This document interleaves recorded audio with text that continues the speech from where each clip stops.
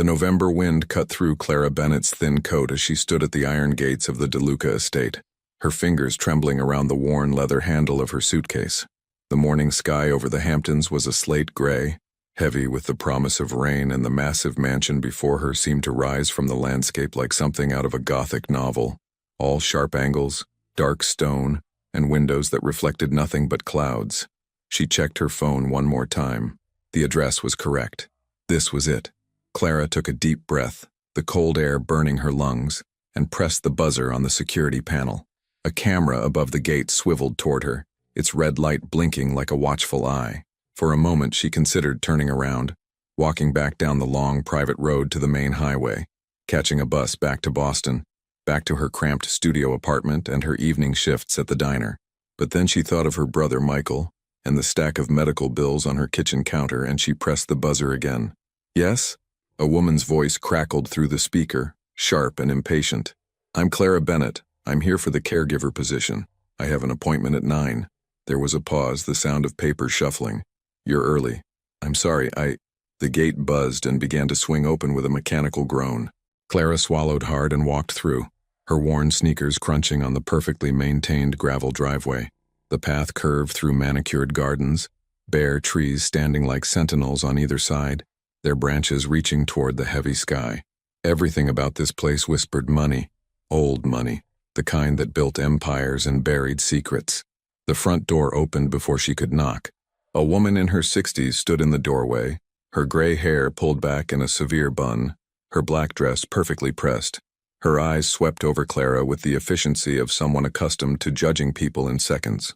Mrs. Romano, the woman said, not offering her hand. I manage the household. You're the 5th candidate this month. Clara's heart sank. The 5th? Signora DeLuca is particular. Mrs. Romano stepped aside, allowing Clara into a grand foyer that took her breath away. Marble floors gleamed under an enormous crystal chandelier, and a sweeping staircase curved upward to the 2nd floor. Everything was pristine, cold, beautiful in the way museums are beautiful, meant to be admired, not touched. Leave your suitcase here.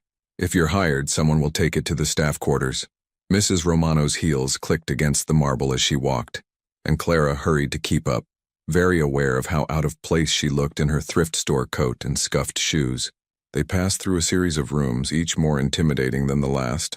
A dining room with a table that could seat 20, a library with walls of leather-bound books, a sitting room with furniture that looked like it belonged in a palace. Clara caught glimpses of staff members, a man polishing silver in what must have been the butler's pantry, a young woman arranging flowers in a crystal vase, but no one made eye contact. The position is straightforward, Mrs. Romano said without looking back. Signora DeLuca requires constant companionship. She's 78, in good physical health, but she's deaf. She uses sign language, though most of the previous caregivers simply wrote notes to communicate. The pay is generous because the family values discretion above all else. You see nothing, you hear nothing. You speak to no one about this family or this house. Is that understood? Yes, ma'am. Mrs. Romano stopped so abruptly that Clara nearly walked into her. They were standing outside a set of French doors that led to what appeared to be a sunroom. Through the glass, Clara could see an elderly woman sitting in a wheelchair, her silver hair catching the muted light filtering through the windows. She was staring out at the gray ocean in the distance, her profile elegant and sad. She hasn't spoken, signed to anyone in 3 days. Mrs. Romano said quietly, and for the first time something like concern crossed her face. Her son thinks a companion might help, but I warn you, Miss Bennett, this family is complicated. If you're looking for a simple job, this isn't it. Before Clara could respond, Mrs. Romano opened the doors. The sunroom was warm, filled with plants that seemed impossibly green against the gray day outside. The elderly woman didn't turn at the sound of the doors opening. She continued to stare out at the ocean, her hands folded in her lap, her back straight despite her age. Signora, this is Clara Bennett, the new candidate for the companion position. No response. The woman didn't move, didn't acknowledge their presence. Mrs. Romano's jaw tightened. As you can see, she's... Clara stepped forward, her heart pounding. She moved slowly into the woman's line of sight, then raised her hands and began to sign. Good morning, Signora DeLuca. My name is Clara. It's an honor to meet you. The effect was immediate and dramatic. The elderly woman's head snapped toward Clara. Her dark eyes, so similar to eyes Clara would come to know well, widening in shock. Her hands flew up almost involuntarily. "You sign?" "Yes, ma'am. I've been signing since I was 8 years old."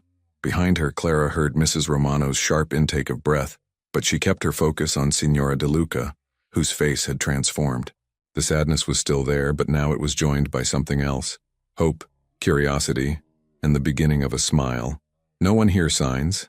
The elderly woman's hands moved quickly, her signs precise and elegant. "They write to me like I'm a child. They shout as if volume could make me hear. You're the first person in 6 months who has spoken to me in my own language." "Then I'm sorry it took so long for us to meet," Clara signed back, and she meant it. She recognized the loneliness in this woman's eyes. It was the same loneliness she'd seen in her brother's face before he'd found his community, before he'd realized that being deaf wasn't a limitation, but simply a different way of experiencing the world. Signora De Luca reached out and took Clara's hands, squeezing them gently. Her eyes were wet. "What's your name again?" "Clara Bennett." "Clara," the woman signed slowly, as if savoring the name. "Like the light. Do you know that's what it means? Clear, bright." "I didn't know that. It's beautiful. Will you sit with me, Clara? Will you tell me about yourself?" "I'll leave you to it," Mrs. Romano said stiffly, though her expression had softened slightly. "I'll send for tea." As the housekeeper left, Clara pulled a chair close to Signora De Luca's wheelchair and settled in. The elderly woman's face was animated now, her hands moving with an energy that seemed to erase years from her appearance. "How did you learn to sign?" she asked. "My younger brother Michael was born deaf," Clara signed, her movements smooth and natural. "When I was 8 and he was 5, our parents enrolled us in ASL classes together.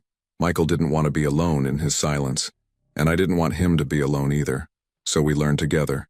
He taught me that deaf doesn't mean broken, it just means different. Your brother is lucky to have you. I'm lucky to have him," Clara corrected gently.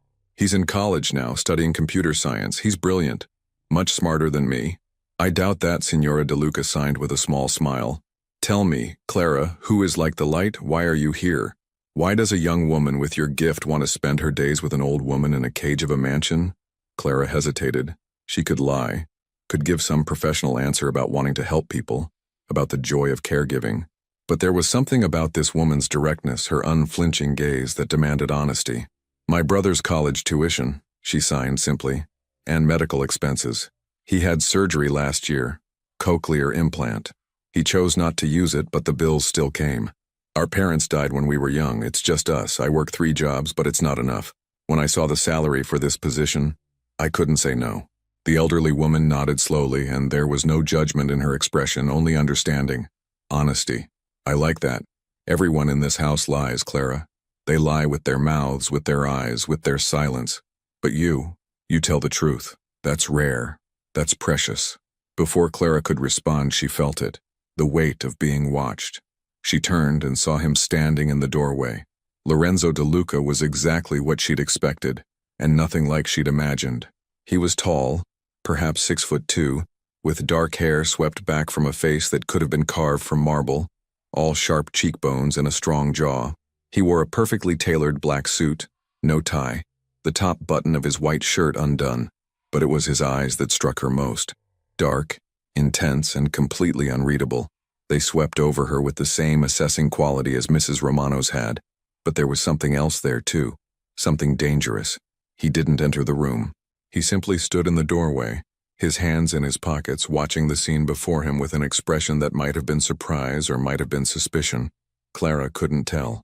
Signora De Luca noticed her son, and her face changed, still warm, but with an underlying tension that hadn't been there before.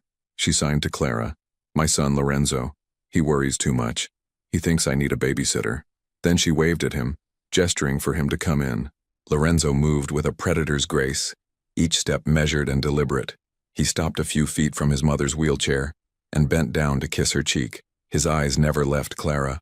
"Mama," he said, his voice deep and carefully controlled, though Clara noticed he didn't sign. "I see you've met Miss Bennett." Signora De Luca signed rapidly to Clara. "He doesn't sign. He never learned. Tell him what I say." Clara stood, suddenly very aware of her cheap clothes and the fact that her hair was probably a mess from the wind. She cleared her throat. "Your mother says," she began. but Lorenzo cut her off. I know what she said. I may not sign, but I've learned to read her hands well enough over the years. He turned his attention fully to Clara, and she felt pinned by that gaze. Mrs. Romano tells me you can sign. Where did you learn? My brother is deaf. We learned together as children. Convenient. The word was loaded with implication. Clara felt her cheeks flush. I'm sorry? That you happen to have exactly the skill set my mother needs. That you appeared at exactly the right time. Convenient. Lorenzo. Mrs. Romano appeared in the doorway, her face tight with disapproval. Miss Bennett came through the agency with impeccable references. There's nothing convenient about it except good fortune. But Lorenzo didn't look convinced. He circled Clara slowly like a shark circling prey, and she fought the urge to take a step back. Tell me, Miss Bennett, what do you know about my family? Nothing, Clara said honestly. The agency said you valued privacy. They gave me your mother's care requirements and the address, that's all. You didn't Google me? Look up the DeLuca name? I don't have internet at my apartment right now. I'm behind on bills. It was embarrassing to admit, but it was true. And something in her honesty must have registered because Lorenzo's expression shifted almost imperceptibly. Not softer exactly, but less hostile. Signora DeLuca tapped the arm of her wheelchair impatiently, and when she had their attention, she signed forcefully. Stop interrogating the girl like she's a criminal. She's kind, she speaks my language. That's all I care about. The rest is your paranoia, my son. Clara translated automatically, and she caught the briefest flicker of something in Lorenzo's eyes. Hurt, maybe, or guilt.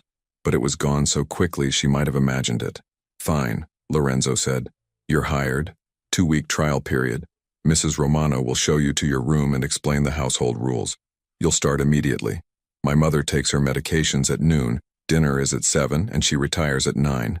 Any questions? Just one, Clara said, surprising herself with her boldness. Does your mother get any say in this, or are you making all the decisions for her? The room went silent. Mrs. Romano looked horrified. Even Signora DeLuca looked surprised. But Lorenzo's expression was the most interesting.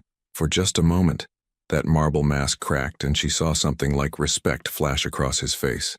My mother can't speak for herself, he said quietly. She can sign for herself, and I can speak for her if she wants me to. But ultimately, it should be her choice whether I stay or go. Lorenzo looked at his mother. Signora DeLuca was smiling, actually smiling, and her hands moved quickly. I want her to stay, and I like her. She has spine. This house could use more spine and less fear. Clara translated, and Lorenzo's jaw tightened. For a long moment he said nothing. Then he nodded once, sharp and decisive. Welcome to the family, Miss Bennett. Don't make me regret this. He turned and walked out, his footsteps echoing on the marble floors. Mrs. Romano let out a breath. Well, she said, that went better than I expected. Come, I'll show you to your quarters. And Miss Bennett, a word of advice. Be careful. This family has rules and breaking them has consequences. As Clara followed Mrs. Romano out of the sunroom, she glanced back one last time. Signora DeLuca was watching her, and she signed one more thing. Thank you, Clara like the light. You've given an old woman hope. Don't let my son scare you. His bark is worse than his bite. Usually. Clara smiled and signed back. I'll remember that.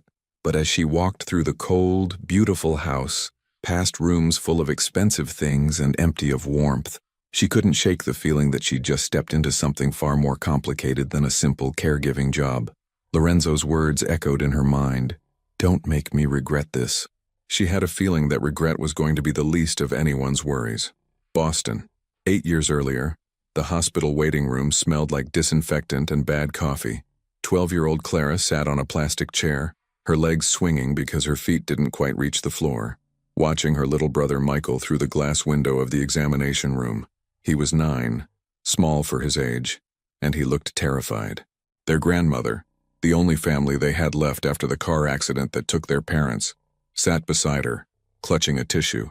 They said the hearing aids might help, she whispered. They said there's a chance. But Clara watched Michael's face as the audiologist fitted the devices into his ears, watched him flinch at sounds he'd never heard before, watched him start to cry, and she knew. She knew that her brother didn't need to be fixed. He needed to be understood.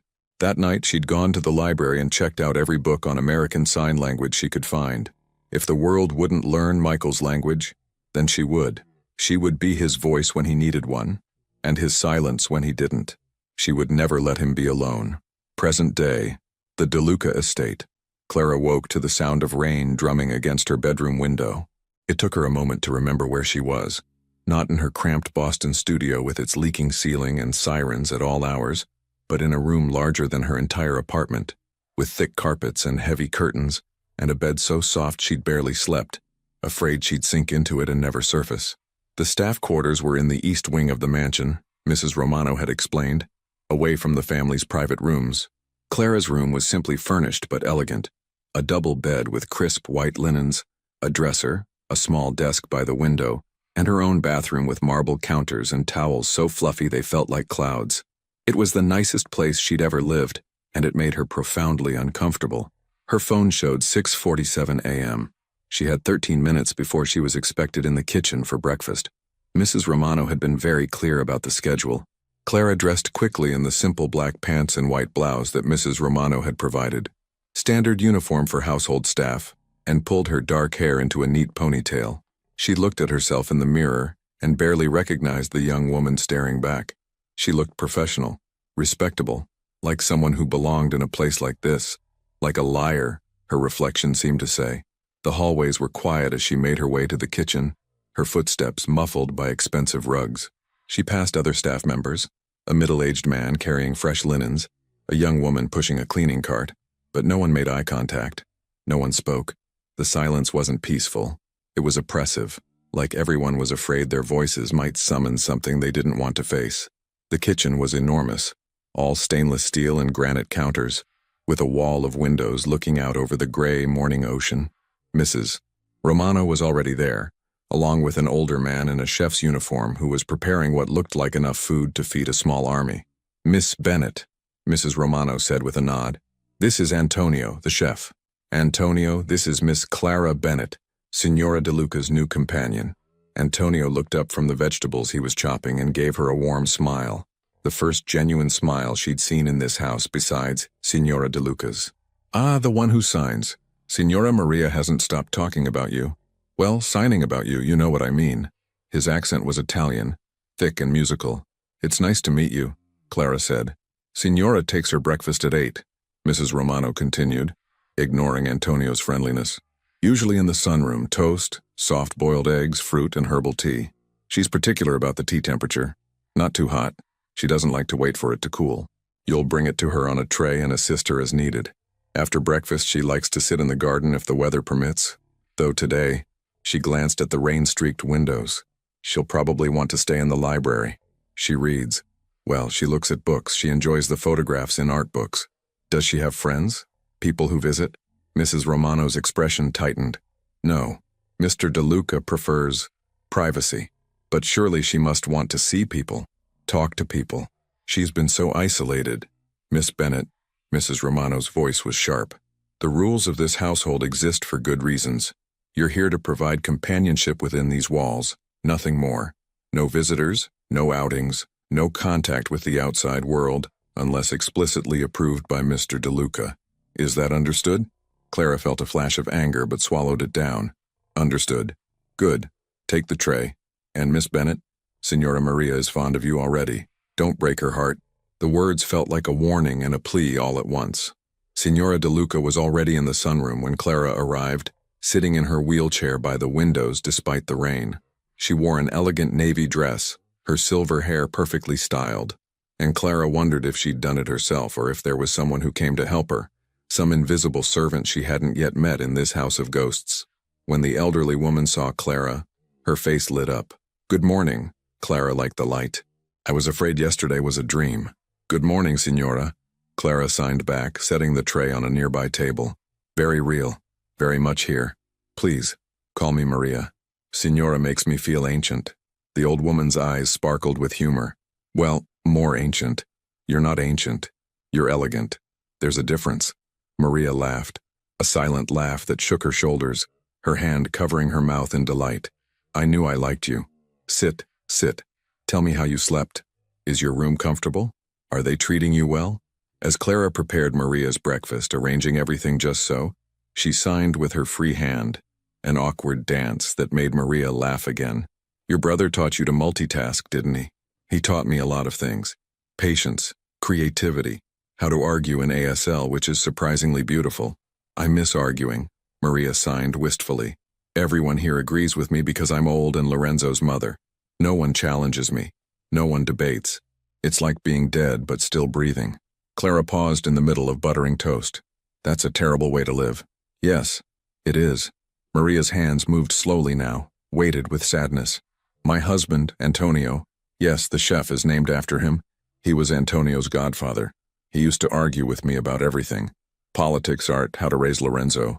We would sign so fast our hands would blur, and then we would laugh and make love and start arguing all over again. She smiled at the memory. He died 6 years ago. Heart attack. Sudden. One day he was here, the next. Silence. Real silence. Not the kind I'm used to. I'm so sorry, Clara signed. And she meant it. She could see the grief in every line of Maria's face.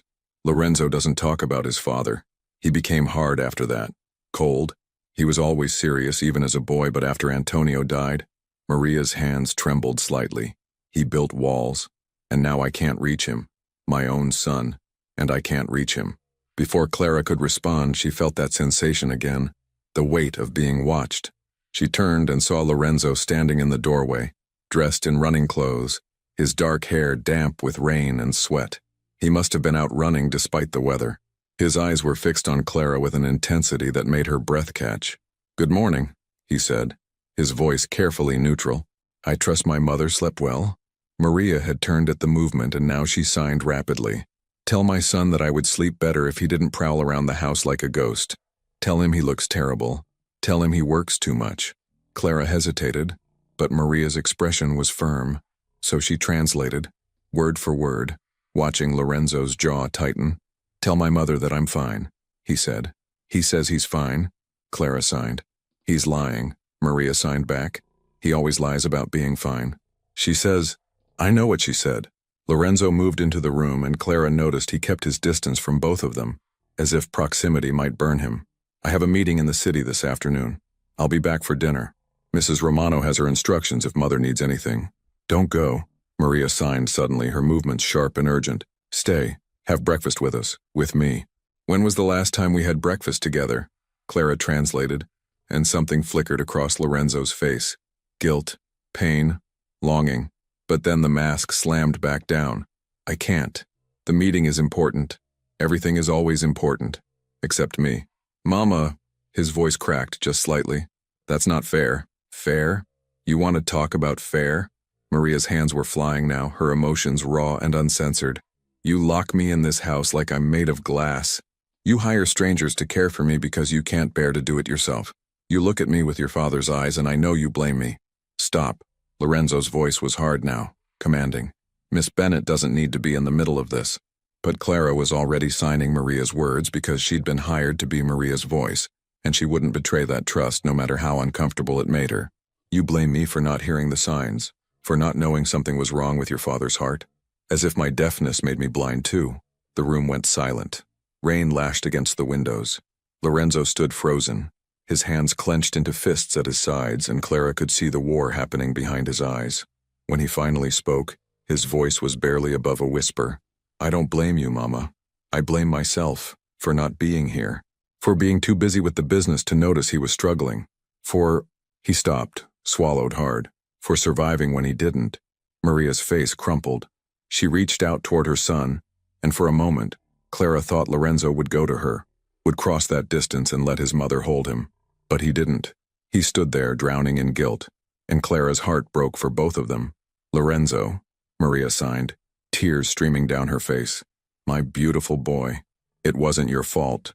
It wasn't anyone's fault. It was just life. Cruel, unfair life," Clara translated, her own voice thick with emotion. And maybe it was wrong. Maybe she was overstepping, but she couldn't watch this anymore. She walked to Lorenzo and took his hand. His skin was cold from the rain, and gently pulled him toward his mother. "She needs you," Clara said softly, "and I think you need her too." For a heartbeat, Lorenzo resisted. Then something in him broke open, and he crossed the room in 3 strides and dropped to his knees beside his mother's wheelchair. Maria pulled him into her arms. and he buried his face against her shoulder like a child seeking comfort after a nightmare. Clara turned away to give them privacy, moving to the windows and pretending to be fascinated by the rain-soaked garden while behind her, a son and mother held each other and mourned together for the first time in 6 years. She didn't know how long they stayed like that. 5 minutes. 10.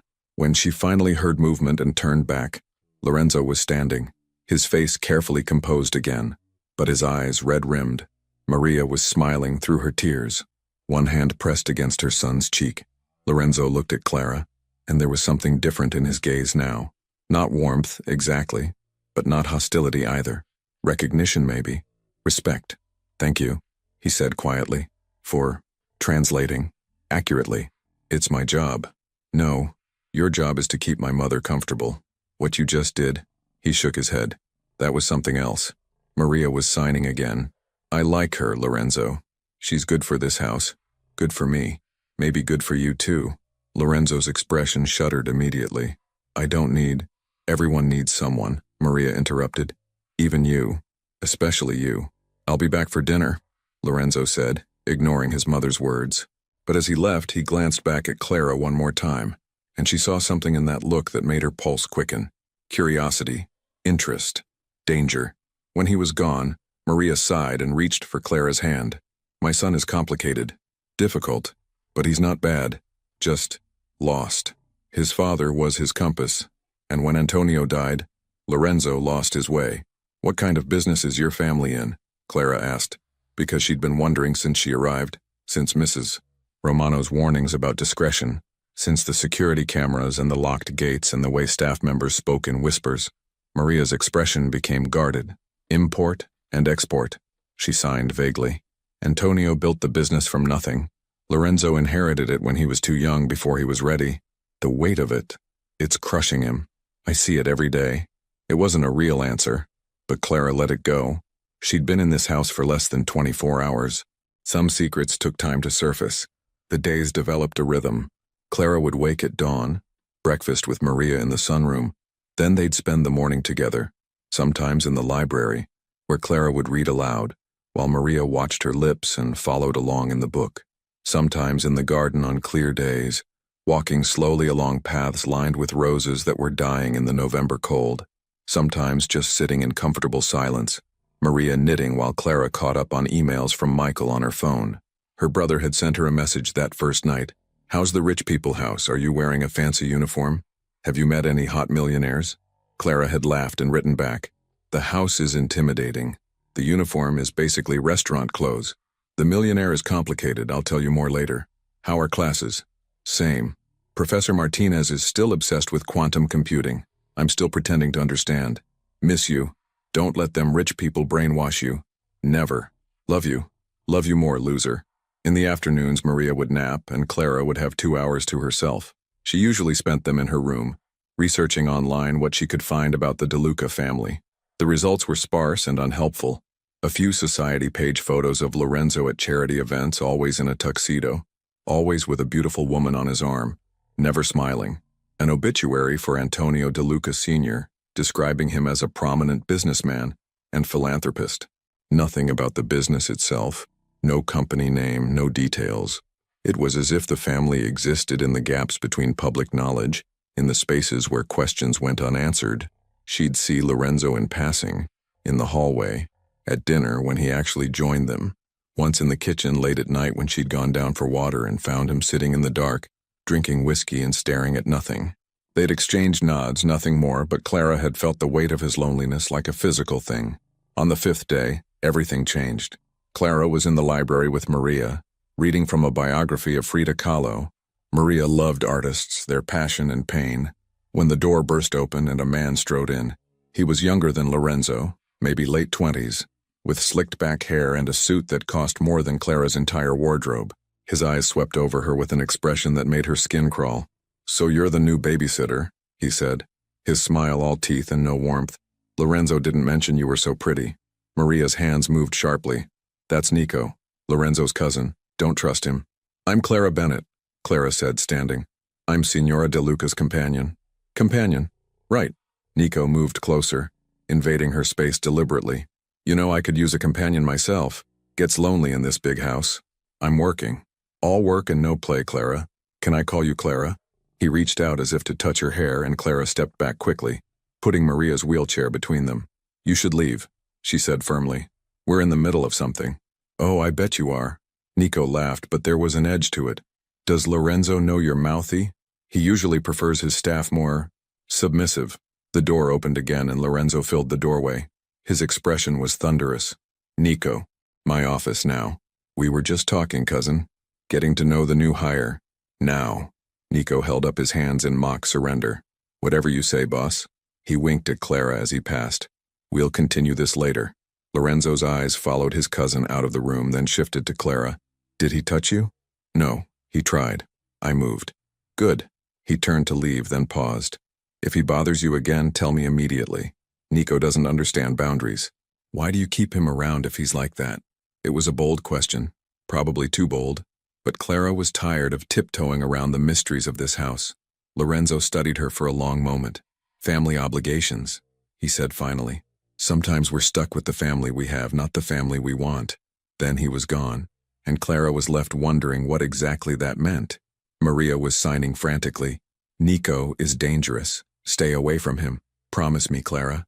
I promise, Clara signed back. But why is he dangerous? What does he do?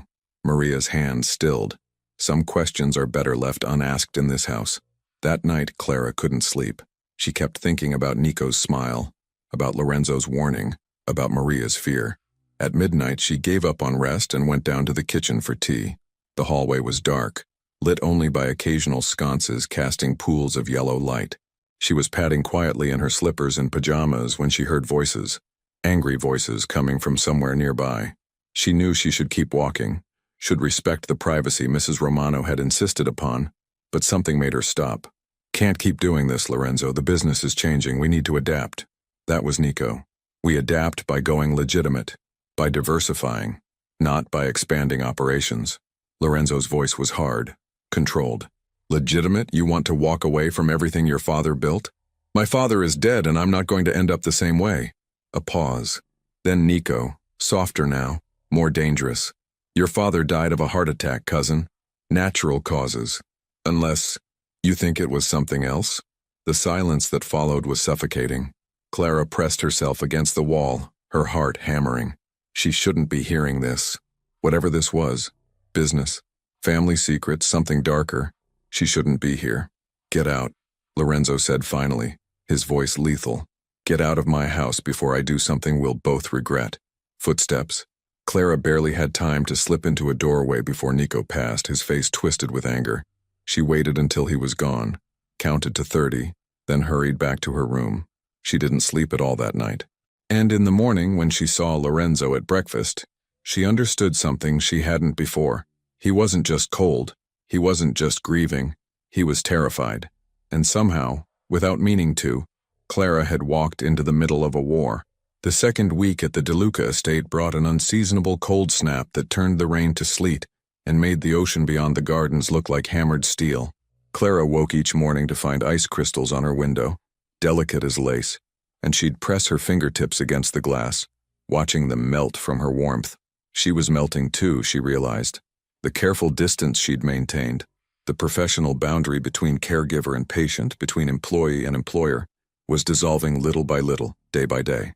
Maria had stopped being Signora DeLuca and become something more. A grandmother figure, a friend, a woman whose loneliness echoed Clara's own in ways that made her chest ache. And Lorenzo was becoming a problem she didn't know how to solve.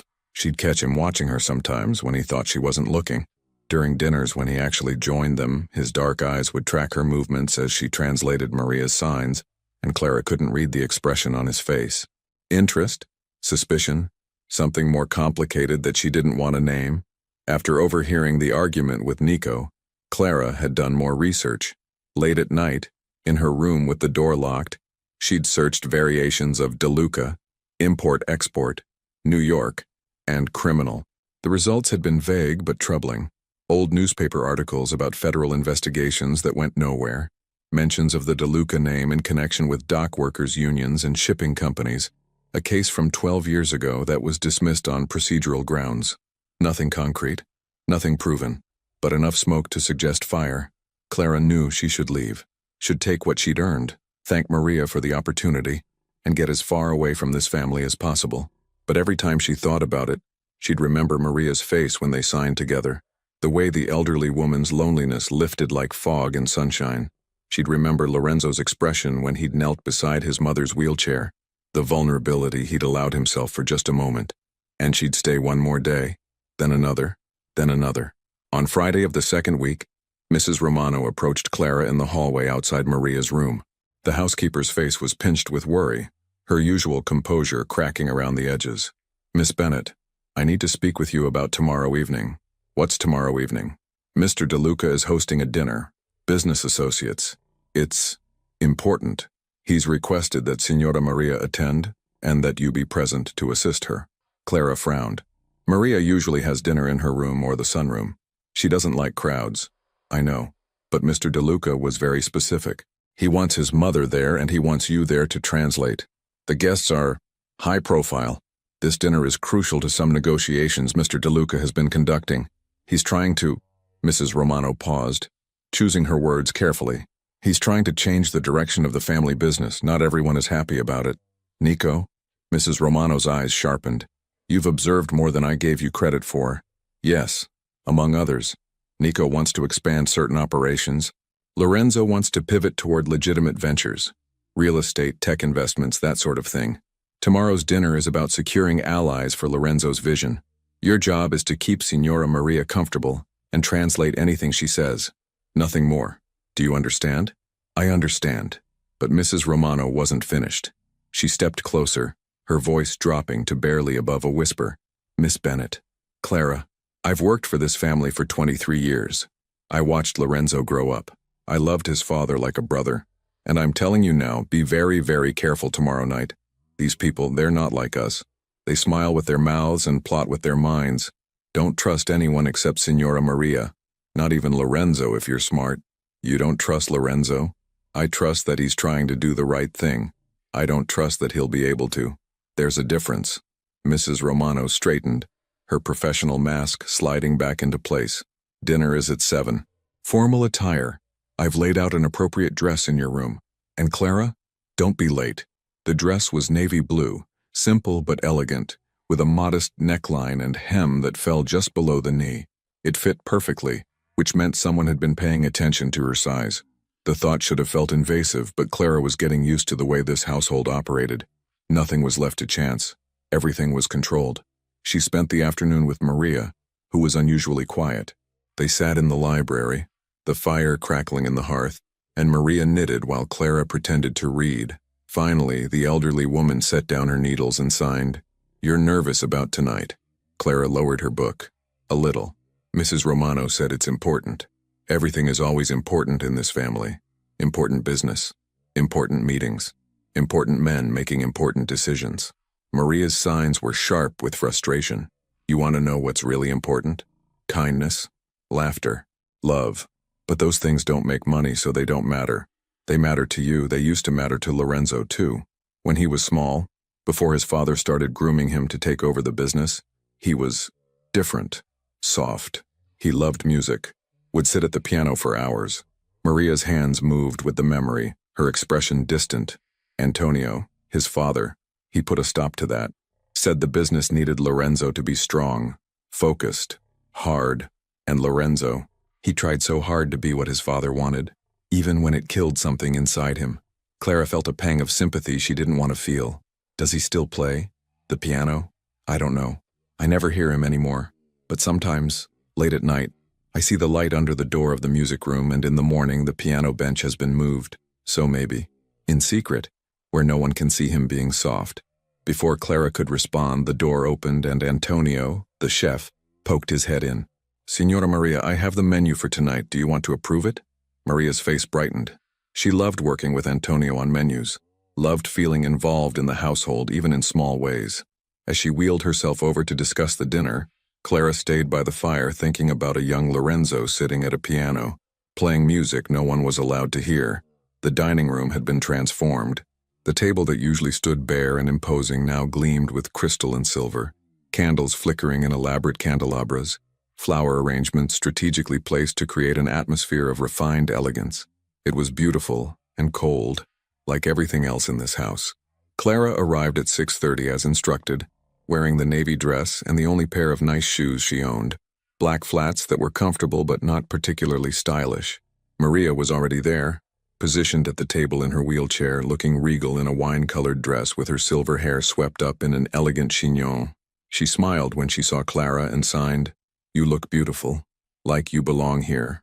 "I don't belong here," Clara signed back honestly. "I'm just passing through. Maybe. Or maybe this is exactly where you're supposed to be." Before Clara could respond, Lorenzo entered, and Clara's breath caught despite herself. He wore a black tuxedo tailored to perfection, his dark hair swept back, his jaw clean-shaven. He looked like he'd stepped out of a fashion magazine. Powerful, dangerous, untouchable. But when his eyes found Clara, something flickered across his face. Surprise, appreciation, interest. "Miss Bennett," he said, his voice carefully neutral. "Thank you for being here tonight. My mother will be more comfortable with you present." "Of course."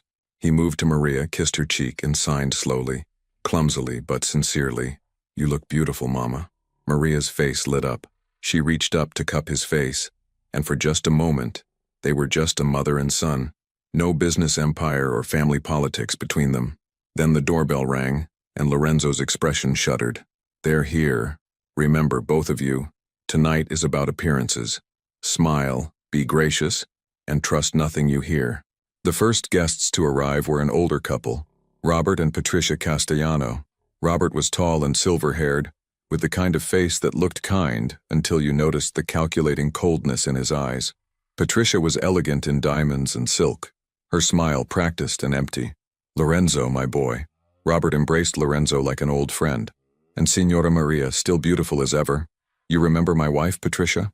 Maria nodded politely, and Clara stood quietly beside her, watching. Robert's eyes slid over Clara with mild interest. "And who's this lovely young woman?" "Clara Bennett," Lorenzo said before Clara could introduce herself.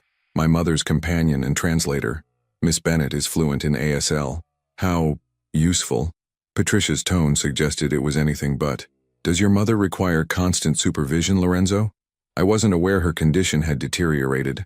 The insult was delicate but unmistakable. Maria's hands moved sharply. "Tell this woman that my mind is perfectly fine. It's my ears that don't work, not my brain." Clara translated word for word, and Patricia's smile froze. Lorenzo's lips twitched. Not quite a smile, but close. More guests arrived. A younger man named Marcus Saviano, who looked at Clara with undisguised interest, and at Lorenzo with barely concealed ambition. An older woman, Gabriella Costa, who kissed Maria on both cheeks and spoke rapid Italian that Clara couldn't understand, but Maria clearly could, judging by her delighted response. And finally, Nico, who sauntered in like he owned the place, his eyes finding Clara immediately and holding her gaze a beat too long. They moved to the dining room and Clara helped position Maria's wheelchair at the table. Lorenzo sat at the head, with Maria on his right and Robert Castellano on his left. Clara was seated beside Maria, close enough to translate but far enough to suggest she was staff, not guest. Nico ended up directly across from her, his smile predatory. The first course arrived, some kind of delicate soup that Clara didn't recognize, and conversation began. It started innocuously enough, talk of weather, holiday plans, charity galas, but Clara could feel the undercurrent, the real conversation happening beneath the polite words. "So, Lorenzo," Robert said, dabbing his mouth with a linen napkin, "I hear you're interested in divesting from some of the family's traditional holdings. I'm interested in diversification. The world is changing. We need to change with it. Change can be dangerous. Your father understood the value of maintaining established relationships. My father's been dead for 6 years." Lorenzo's voice was even, but Clara saw his knuckles whiten around his wine glass. "The landscape has shifted." "Has it? Or are you simply losing your nerve?" The table went silent. Even the staff serving seemed to freeze. Lorenzo smiled, but it didn't reach his eyes. "I have plenty of nerve, Robert. What I've lost is patience for businesses that draw unwanted attention. Federal attention, specifically." Robert's expression hardened. "Careful, boy. You're talking about legacy, about loyalty. I'm talking about survival." Maria's hands moved suddenly, sharply. Tell them what you really want to say, Lorenzo." Stop dancing around it. Clara hesitated, but Maria's expression was fierce. She translated, Signora Maria says you should speak plainly, Lorenzo. Stop dancing around the real issue. All eyes turned to Maria, then to Lorenzo. He looked at his mother, something like gratitude flickering across his face. Then he set down his wine glass and leaned back in his chair. Fine. Plain speaking. The family business, the parts of it that involve moving goods across borders without proper documentation, the cash businesses that exist primarily for washing money, the relationships with people who solve problems with violence, all of it needs to end. Not gradually, not eventually. Now. The reaction was immediate. Marcus Saviano laughed nervously. Gabriela Costa gasped. Nico leaned forward with a dangerous smile, and Robert Castellanos' face turned to stone. You've lost your mind, Robert said quietly. Do you have any idea what you're proposing? How many people depend on those operations? How much money flows through them? I know exactly what I'm proposing. I'm proposing we become legitimate before the FBI makes us legitimate by putting us all in prison. The FBI has nothing on us, nothing they can prove. Yet. They have nothing yet. But they're patient, Robert. They're building cases, flipping low-level guys who'll testify against anyone to save their own skin. It's only a matter of time. Nico spoke up, his voice dripping with contempt. You're a coward, cousin. Your father would be ashamed. Lorenzo's jaw clenched, but before he could respond, Maria's hands flew into motion. Fast, angry, eloquent. Clara translated automatically. Signora Maria says, don't you dare invoke Antonio's name. My husband built this business from nothing, yes. But he also died at 59 from the stress of constantly looking over his shoulder. He died wondering if every chest pain was a heart attack or a bullet he didn't hear coming. He died afraid and angry and alone even when I was holding his hand. And Lorenzo was there. Lorenzo watched him die. So don't talk about shame when you weren't there to see what this life cost him. The silence that followed was absolute. Maria's face was wet with tears, her hands still trembling in her lap. Lorenzo looked stricken, his carefully maintained composure cracking, and Clara felt like she'd just witnessed something too private, too raw for this formal dining room with its candles and crystal. Robert Castellano stood slowly. This conversation is over. Lorenzo, when you've regained your senses, we'll talk. Until then, he nodded to his wife, and they headed for the door. Marcus and Gabriela followed quickly, murmuring apologies. Nico stayed. He looked at Lorenzo with something between pity and triumph. You just made powerful enemies, cousin. I hope your conscience keeps you warm when they come for you. Get out. With pleasure. But first, Nico's eyes slid to Clara. Miss Bennett, you should know. In this family, translators have a way of learning things they shouldn't, and people who know too much have a way of disappearing. Just friendly advice. That's enough. Lorenzo was on his feet, moving around the table with controlled fury. You threaten her again, family or not, and You'll what? Kill me? Nico laughed. You don't have the stomach for it anymore. That's your problem, Lorenzo. You've gone soft. He sauntered out, his laughter echoing down the hallway. The room was quiet except for Maria's silent crying. Lorenzo stood frozen, his hands clenched into fists. Clara didn't think. She just moved to Maria, kneeling beside her wheelchair and taking the elderly woman's hands. I'm sorry, Maria signed. I shouldn't have said those things. Not in front of guests. But I'm so tired, Clara. So tired of pretending this life is normal. That this family is normal. You have nothing to apologize for. You told the truth. That's not wrong. The truth is dangerous here. She's right, Lorenzo said quietly. He'd moved closer without Clara noticing. The truth is dangerous and you... He looked at Clara, his expression unreadable. You just became a liability. Nico wasn't joking. The things you've heard tonight, the things you'll hear if you stay, they could put you in danger. Clara stood, meeting his gaze steadily. Then fire me. Send me away. But don't insult me by pretending this is about my safety. You need me here for Maria. And maybe... She paused, surprised by her own boldness. Maybe you need someone who isn't afraid to translate the truth even when it's uncomfortable. Something shifted in Lorenzo's expression. Surprise, respect, and something else that made Clara's pulse quicken. He stepped closer, close enough that she could smell his cologne. Something woody and expensive. You don't know what you're saying. This family, this business, it's not a game. People have died for knowing less than what you heard tonight. Then why did you say it? Why did you bring me here if you wanted to keep secrets? Because I thought... He ran a hand through his hair, disrupting its perfect styling. I thought if my mother was there, if you were there, they'd behave like civilized people. I thought wrong. Maria's hands moved. Take her somewhere safe. Talk to her properly. I'm tired. I want Antonio to take me to my room. As if summoned, the chef appeared in the doorway. He must have been listening, waiting for the chaos to settle. He moved to Maria's wheelchair with familiar ease. Come, Signora. Let's get you comfortable. I made your favorite tea. After they left, Clara and Lorenzo stood alone in the dining room. The candles had burned low, casting strange shadows across the wreckage of the dinner. Half-eaten food, abandoned wine glasses, the ghost of failed diplomacy. Walk with me, Lorenzo said finally. Please. He led her through the house, past the formal rooms and down a hallway Clara had never explored. They stopped at a door, and Lorenzo pulled out a key. No one comes in here. Not staff, not family. Just me. He opened the door to reveal a music room. A grand piano dominated the space, its black surface gleaming in the moonlight streaming through tall windows. Sheet music was scattered across the bench and floor. Chopin, Debussy, modern composers Clara didn't recognize. You play? Clara said softly. I used to. My father said it was a waste of time, that a man who plays piano is soft, weak, so I stopped. Publicly, Lorenzo moved to the piano, his fingers ghosting over the keys without pressing down. After he died, I came back to it, late at night when no one could hear, when I could pretend to be someone other than Antonio De Luca's son, the heir to an empire I never wanted. Why are you showing me this? He turned to face her, and in the moonlight he looked younger, more vulnerable.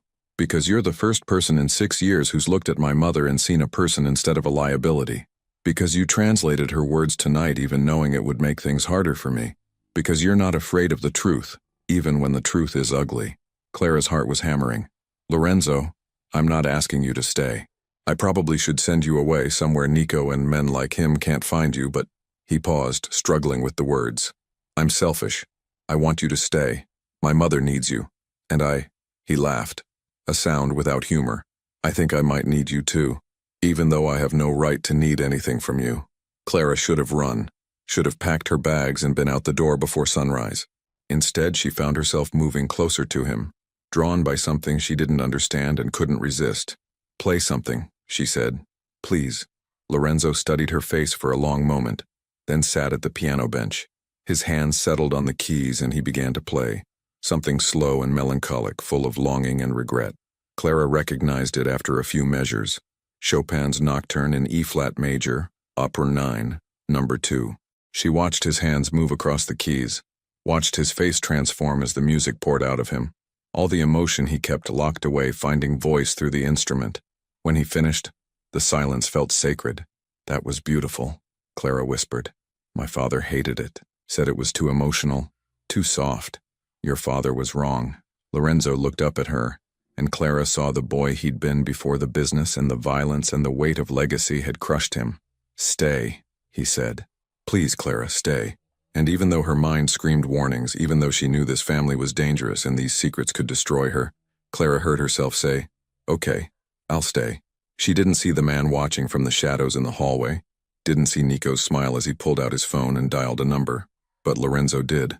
And as he walked Clara back to her room, he realized he'd just made a terrible mistake. By showing her his vulnerability, by asking her to stay, he'd painted a target on both their backs. The war he'd declared at dinner wasn't over. It had just begun, and Clara Bennett, the shy nanny who spoke in signs and wasn't afraid of truth, had just become the most dangerous piece on the board, and the one he'd do anything to protect. Clara couldn't sleep. She lay in her bed staring at the ceiling, replaying the evening over and over.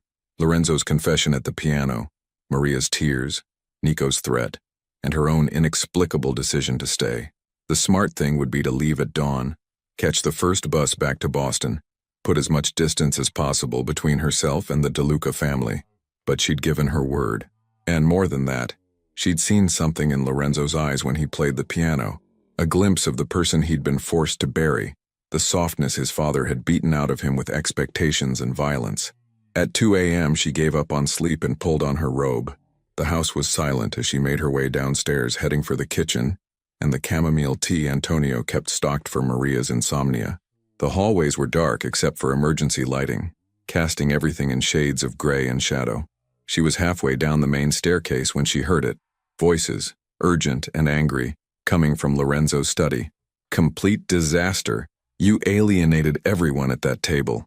Nico's voice sharp with fury. I told them the truth, something you've always had trouble with. Lorenzo sounded exhausted. The truth? The truth is that you're going to get us all killed or arrested. Robert Castellano doesn't forgive betrayal, cousin. And that's what tonight was. Betrayal. It was a choice. A choice my father never had the courage to make. A crash. Something thrown against a wall. Clara froze on the stairs. Don't you dare. Nico's voice had gone dangerous. Your father built this empire from nothing. He gave you everything. He gave me a prison. A life where I have to look over my shoulder every second, where I can't trust anyone, where people like you solve problems with threats and violence. I'm done, Nico. I'm done living his life. Silence. Then Nico, quieter now, more deadly. And the girl? The little translator?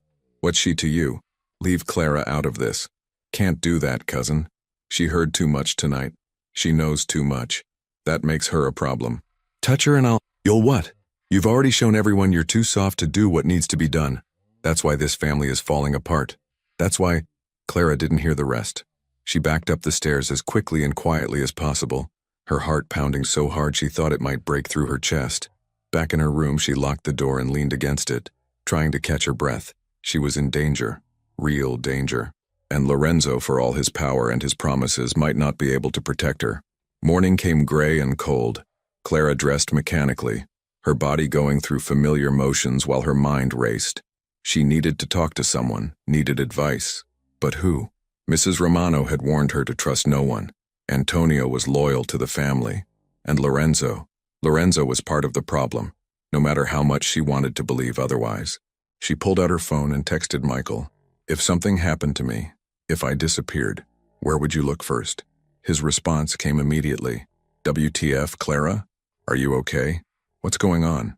I'm fine, just, if something did happen, where would you start? I'd go to the last place your phone pinged. I'd check your bank records. I'd call the police. Clara, seriously, what is happening? Nothing. I'm just being paranoid. Love you. She turned on location sharing on her phone, made sure her emergency contacts were updated, and sent a long email to her personal account with everything she'd witnessed. The dinner conversation, Nico's threat, the overheard argument. If something happened to her, there would be a record. It felt melodramatic, it felt necessary. When she arrived at Maria's room, the elderly woman was already awake, sitting by the window in her wheelchair. Her face was drawn, tired, and when she saw Clara, her hands moved slowly. I didn't sleep. I keep thinking about last night, about what I said. You said what needed to be said. Clara signed back. Did I? Or did I just make everything worse? Maria's hands trembled. Lorenzo is trying so hard to change things, to make this family legitimate. And I threw his father's death in everyone's face. I gave them ammunition to use against him. Clara knelt beside the wheelchair, taking Maria's hands in her own. You told the truth about what this life cost your family. That's not ammunition. That's testimony. And sometimes testimony is the most powerful weapon we have. You're wise for someone so young. I'm terrified for someone so young. But I'm still here. Maria cupped Clara's face, her eyes searching. Why? Why are you still here when you could leave? When you should leave? Clara thought about that question. Thought about her brother. About the bills she needed to pay. About the life she'd left behind in Boston. But none of those reasons felt true anymore. The truth was simpler and more complicated. Because you need me. Because Lorenzo needs someone who isn't afraid to translate the hard things. Because... Clara paused, surprised by what she was about to sign. Because I think I'm supposed to be here, even if I don't understand why yet. A knock at the door interrupted them. Mrs. Romano entered, her face grave. Miss Bennett? Mr. DeLuca would like to see you in his office. Immediately. Clara's stomach dropped. She looked at Maria, who signed quickly. Don't be afraid. My son won't hurt you. Whatever he wants, listen. Trust your instincts. Lorenzo's office was on the second floor, a room Clara had never entered. When Mrs. Romano opened the door, Clara found herself in a space that was surprisingly sparse. A large desk, bookshelves lined with legal texts and business journals, windows overlooking the ocean. No personal photographs, no artwork, nothing that revealed the man who worked here. Lorenzo stood at the window, his back to her. He wore dark slacks and a white shirt, no jacket, and Clara could see the tension in his shoulders. "Close the door," he said without turning around. Mrs. Romano left, and Clara heard the soft click of the door shutting. She was alone with Lorenzo, and suddenly the room felt very small. "You heard us last night," Lorenzo said. It wasn't a question. "In the hallway, around 2 a.m., I saw your shadow on the stairs." There was no point in lying. "Yes, so you know. You know that Nico sees you as a threat, that Robert Castellano and his associates see you as a liability, that staying here puts you in danger." "I know." Finally, Lorenzo turned. His face was haggard, dark circles under his eyes suggesting he'd slept as poorly as Clara had. "Then why are you still here? Why didn't you run?" "Because I gave my word. And because," Clara took a breath, "because your mother needs me. And I think maybe you do too." Something flickered across Lorenzo's expression. Pain, longing, fear. He moved closer, close enough that Clara could see the flecks of gold in his dark eyes. "I can't protect you, Clara. Not from everyone. Not from all of them. Nico is unpredictable. Robert has resources I can't match. And there are others. People in the family business who see my attempt to go legitimate as betrayal. They'd hurt you to hurt me, to send a message, then send me away, fire me, tell your mother I quit. I can't do that either because..." He ran a hand through his hair, a gesture of frustration she was coming to recognize. "Because you're right. My mother needs you. For the first time in 6 years, she's happy. She talks, signs. She engages with the world. That's because of you. And I..." His voice dropped to barely above a whisper. "I need you too, even though I shouldn't. Even though it's selfish and dangerous and wrong." Clara's heart was racing. She should step back, should maintain professional distance. Instead, she found herself asking, "Why do you need me?" Lorenzo's laugh was bitter. "Because you're not afraid of me. Everyone else in this house, they either fear me or they're plotting against me, but you look at me and see a person. Not a mafia prince, not a criminal, not a legacy. Just me. Do you have any idea how rare that is? I see a man trying to escape his father's shadow. I see someone who plays Chopin in secret because he's afraid to be soft in public. I see..." Clara paused, understanding something fundamental. "I see someone who's lonely, like me." The words hung in the air between them. Lorenzo took another step closer, and now there was barely any space between them. Clara could feel the heat radiating from his body, could see the way his chest rose and fell with each breath. "Clara," he said, her name rough in his throat. "If you stay, if you really stay, I can't promise you'll be safe, but I can promise I'll do everything in my power to keep you alive, even if it costs me everything." "Lorenzo," he cupped her face with both hands, his touch gentle despite the calluses on his palms. Don't say anything. Just let me have this moment. Let me pretend, just for a second, that I'm not who I am, that we're just two people who found each other, that there's no family business, no danger, no past that haunts every choice I make." Clara reached up and covered his hands with her own. They stood like that, frozen in a moment that felt stolen from some other life, some other world where a shy translator and a mafia heir could simply be two people who needed each other. Then Lorenzo's phone rang, sharp, insistent, shattering the moment.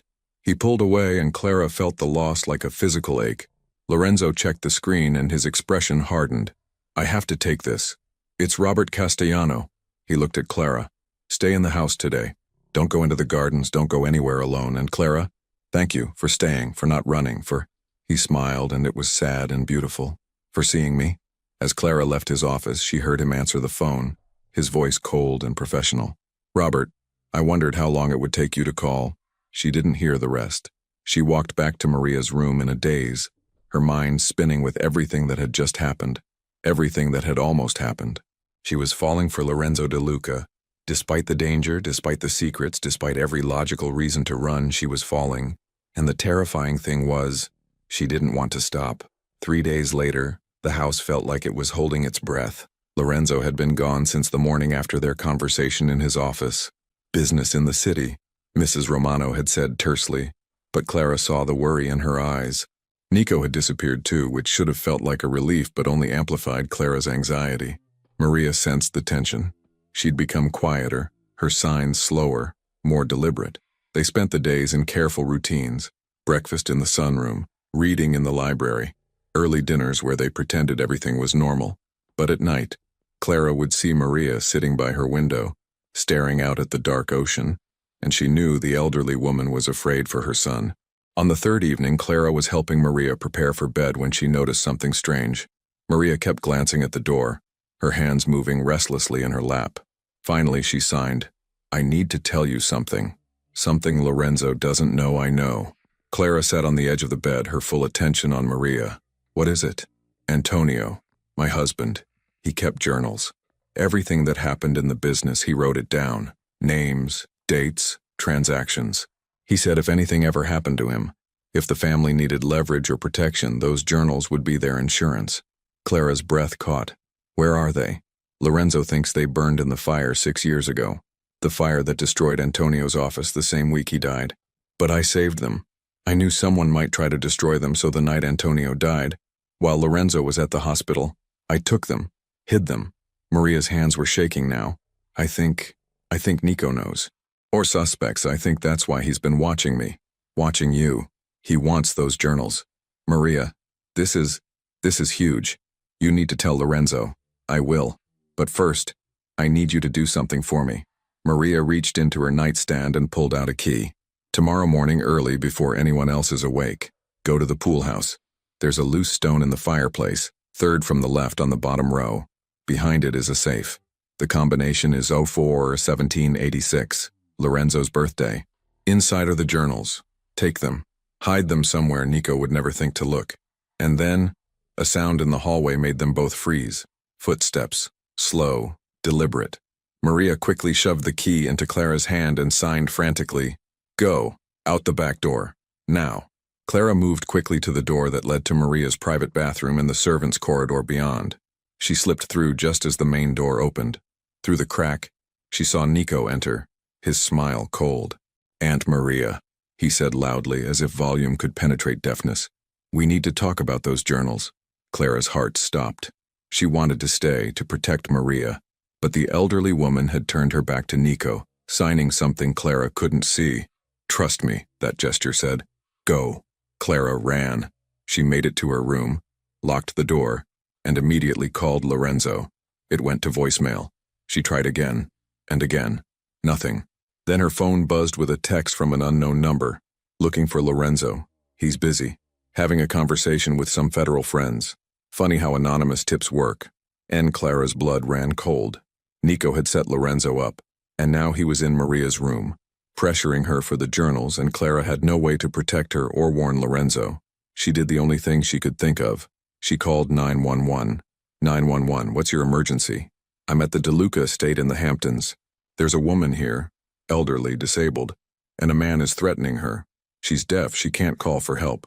Ma'am, we need you to stay calm." "What's the address?" Clara gave it, her voice shaking. "Please hurry, he's dangerous. The family they're involved in criminal activity. The woman, Maria DeLuca, she has evidence, journals, and her nephew Nico is trying to..." The line went dead. Clara stared at her phone in horror. No signal. Nico must have killed the cell tower or used a jammer. She was alone. No, not alone. She had Maria's key. She had a choice. She could run, could take the servants' entrance and disappear into the night, or she could do what Maria had asked. Get the journals. Save them. Maybe save them all. Clara chose. The pool house was dark, the water in the indoor pool reflecting moonlight in rippling patterns. Clara's hands shook as she worked the stone loose from the fireplace, and when it finally gave way, she found the safe exactly where Maria had said. For 1786, the combination clicked and the door swung open. Inside were 5 leather-bound journals, their pages dense with Antonio DeLuca's precise handwriting. Clara grabbed them, shoved them into her bag, and turned to leave, and found Nico blocking the doorway. "Clever girl," he said softly. "I knew Aunt Maria would send you. She always did have a soft spot for strays." He stepped inside, and Clara backed up until she hit the edge of the pool. "Give me the journals, Clara. This doesn't have to end badly for you. Where's Maria? If you hurt her..." "She's fine, sleeping. I gave her something to help her rest. Very peaceful." Nico's smile was terrifying. Last chance. The journals. Clara's mind raced. The pool behind her. The journals in her bag. Nico between her and the only exit. "No," she said. Nico moved fast, grabbing for her, but Clara was faster.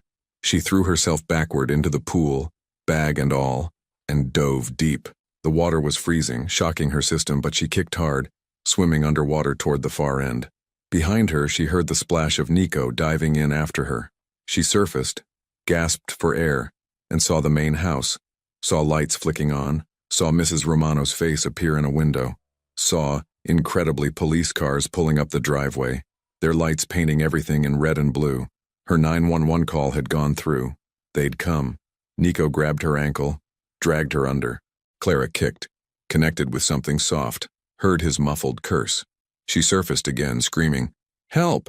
He's trying to kill me!" And then strong hands were pulling her out of the pool, police officers swarming, and Nico was being dragged out in handcuffs, still cursing.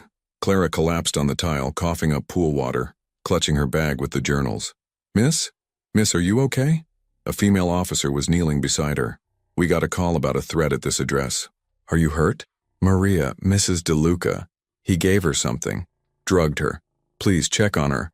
The officer radioed for an ambulance while another officer helped Clara to her feet. She was shaking, freezing, but alive. And then Lorenzo was there, bursting through the pool house door, his face white with terror. "Clara! Oh God, Clara!" He pulled her against him, and she felt him trembling. "When they told me what happened, when I saw the police cars, I thought, I'm okay," Clara managed through chattering teeth. "The journals. I have them. They're safe." Lorenzo pulled back, looked at her like she was insane. "The journals? I don't care about the journals. I thought I'd lost you. I thought—" He pulled her close again, pressing his face into her wet hair. "Don't ever scare me like that again. Don't ever—" "Your mother," Clara interrupted. "Nico drugged her. We need to—" They ran together toward the main house. 6 months later, the classroom at Manhattan Community College was bright with afternoon sun, filled with students practicing their finger spelling. Clara moved between them, correcting hand shapes, offering encouragement, feeling more at home than she'd ever felt at the DeLuca estate. Teaching ASL had always been her dream. Now, with the reward money from helping the FBI dismantle the DeLuca family's criminal operations, and Lorenzo's insistence on paying her far more than their agreement, she'd been able to make that dream real. Michael was thriving at Columbia, his tuition paid in full. Maria had recovered from Nico's sedation and now lived in a beautiful brownstone in the village, close enough that Clara could visit weekly. The elderly woman had a full-time companion, someone who signed fluently and made her laugh, and she was improbably happy. As for Lorenzo, Clara had heard he'd cooperated fully with the FBI, turning state's evidence against everyone involved in the family business. He'd served 6 months in minimum security, and when he got out, he'd started over. New name, new life, away from everything DeLuca. Clara hadn't seen him since the night of the pool. He'd made sure she was safe, had stayed at the hospital while Maria was examined, and then he disappeared into FBI custody. No goodbye, no explanation, just gone. She told herself it was better this way, cleaner. They came from different worlds, had collided in crisis, and now they were both free to build new lives. She believed that right up until she dismissed her last class of the day and looked up to find Lorenzo standing in her doorway. He looked different, thinner, his hair shorter, wearing jeans and a simple blue sweater instead of his usual expensive suits. But his eyes were the same, dark and intense and fixed on her like she was the only thing in the world worth seeing. "Hi," he said. Clara's heart was thundering. "Hi. He stopped, started again. "I've been learning. ASL. It's slow going, but I needed to." He raised his hands and signed, slowly but correctly. "I'm sorry I left. I'm sorry I didn't say goodbye. I was afraid if I saw you again I wouldn't be able to do what I needed to do." Clara felt tears prick her eyes. "You did the right thing. You saved yourself, saved your mother, you saved us. You saved all of us." Lorenzo stepped into the classroom, moving closer. "I'm not who I was, Clara. I'm not Lorenzo DeLuca anymore. I changed my name, changed my life. I work in tech now, legitimate, boring tech. I have an apartment in Brooklyn. I take the subway. I'm normal, or trying to be. What do you want?" Clara signed, because she needed to know, needed to hear him say it. Lorenzo took her hands, and Clara felt that same electric connection she'd felt in his music room all those months ago. "I want to take you to coffee," he said out loud. "I want to learn the rest of your signs. I want to meet your brother. He signed again, carefully. "I want a chance, a real chance. No secrets, no danger, just us." Clara looked at this man who'd been willing to destroy everything he knew to build something better, who'd learned her language because it mattered to her, who'd walked away to keep her safe and come back when he could offer her something real. She signed her answer. Just us sounds perfect. When he kissed her, gentle and reverent like she was something precious he'd thought he'd lost, Clara tasted salt and hope and new beginnings. Outside the classroom window, the city stretched endlessly, full of possibilities and second chances. And for the first time in her life, Clara wasn't afraid of what came next. She was ready.